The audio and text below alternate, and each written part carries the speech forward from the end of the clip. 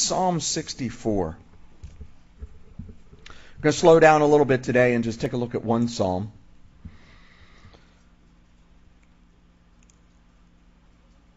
Because I think it's something that we all experience or have experienced, and we need to put in the right perspective, and that's fear. Psalm 64. If you found your way there, follow along with me from verse 1. This is a psalm of David, and he says, "Hear my voice, O God, in my meditation." And that word in the Hebrew actually could also be translated, my complaint, my whining. Preserve my life from fear of the enemy. Hide me from the secret plots of the wicked, from the rebellion of the workers of iniquity, who sharpen their tongue like a sword and bend their bows to shoot their arrows. Bitter words, that they may shoot in secret at the blameless. Suddenly they shoot at him and do not fear. They encourage themselves in an evil matter. They talk of lying snares secretly. They say, "Who will see them?" They devise their iniquities. We have perfected a shrewd scheme. Both the inward thought and the heart of man are deep. But God shall shoot at them with an arrow. Suddenly they shall be wounded. So he will make them stumble over their own tongue. All who see them shall flee away. All men shall fear, and shall declare the work of God, for they shall wisely consider his doing. The righteous shall be glad in the Lord and trust in him, and all the upright in heart shall glory. Preserve my life from fear of the enemy, David says. David was a warrior.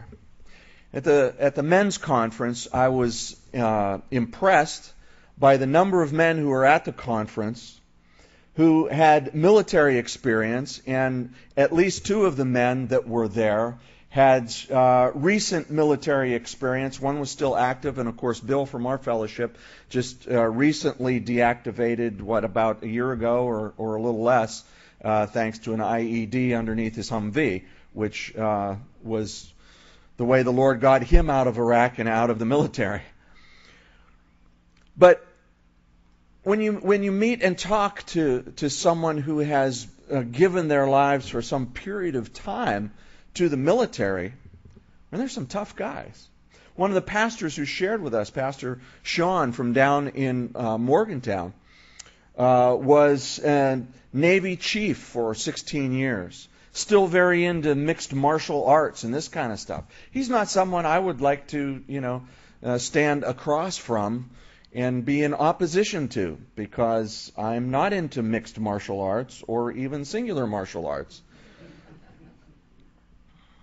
David was a warrior. And sometimes listening to what men have been through, and now women who are put in harm's way in combat sometimes now as well, what they have faced. And I asked the two guys that we knew of who had recently come back from Iraq to stand and to thank them for what they did. I said, you put your life in harm's way for us here so we could hang out and have a good time. Thank you for that. It's an amazing thing. David was a warrior of warriors. I mean, from a young man, he was a warrior. But what he prays here in this psalm is he says, not preserve me from my enemy. Preserve me, deliver me from the trap that they have set before me. Deliver me from their weapons. Deliver me from their chariots, from their armor, from their might. He says, no, Lord, preserve me from the fear of the enemy. And I find that interesting. Because when I think of a warrior, I think of someone who is fearless. I think of someone who has learned how to overcome their fear, how not to have fear.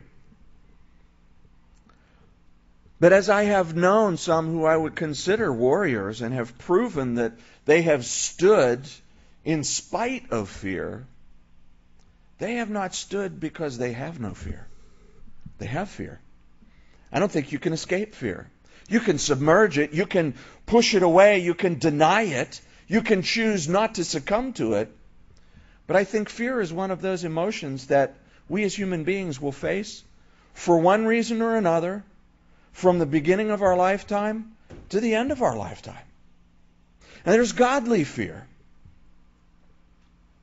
And there is fear that is not from God and does not accomplish God's purposes in us or through us. And David says, preserve, keep my life from fear of the enemy.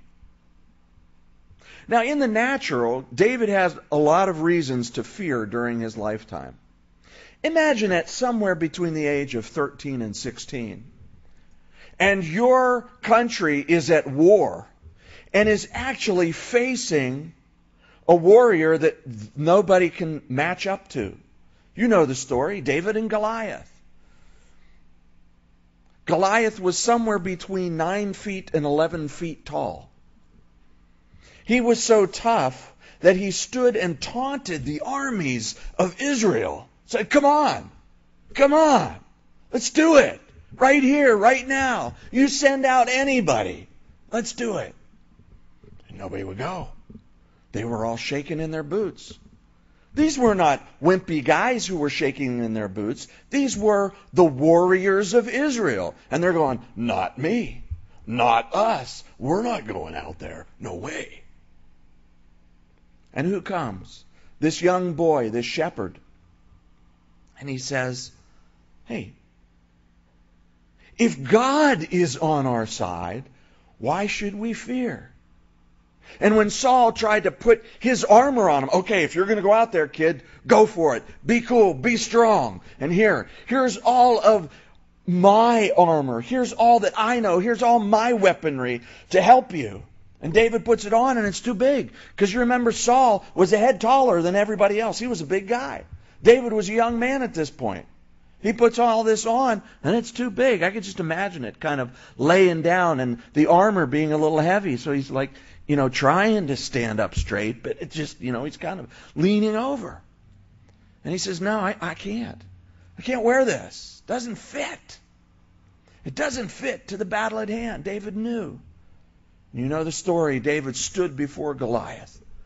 Goliath taunted him, and David said, oh, man, you're nothing. I'm going to have your head today. And he did. And he did. David had reason to fear Saul. Saul was the king of Israel. He was a head taller than everybody. He looked like the warrior king. He had the look of it. And he spent 10 years and the resources of the kingdom chasing David to kill him. And David knew, perhaps better than anybody else, that Saul was crazy. Because you remember, David was brought into the tent of Saul to play some nice soothing music for him because Saul started being tormented by an evil spirit from the Lord, it says, because the Spirit of God departed from him. David saw that. I think that's one of the reasons that David in Psalm 51 cried out. He said, Lord, don't take your Holy Spirit from me. Because he saw what happened to Saul when God took the Holy Spirit from him. He said, I don't want that. I know I don't deserve your blessing because of my sin, but please, Lord, don't take your Holy Spirit from me. I've seen what's happened. He was hanging out playing the lute or the harp or, electric guitar, whatever he had there, and trying to soothe Saul one night, and Saul picked up a spear and pitched it at him. Talk about a tough crowd. He knew how crazy Saul was. And so he knew when Saul was chasing him with all the resources of Israel, he knew, hey, this is an opportunity to be in fear. This is an opportunity to fear.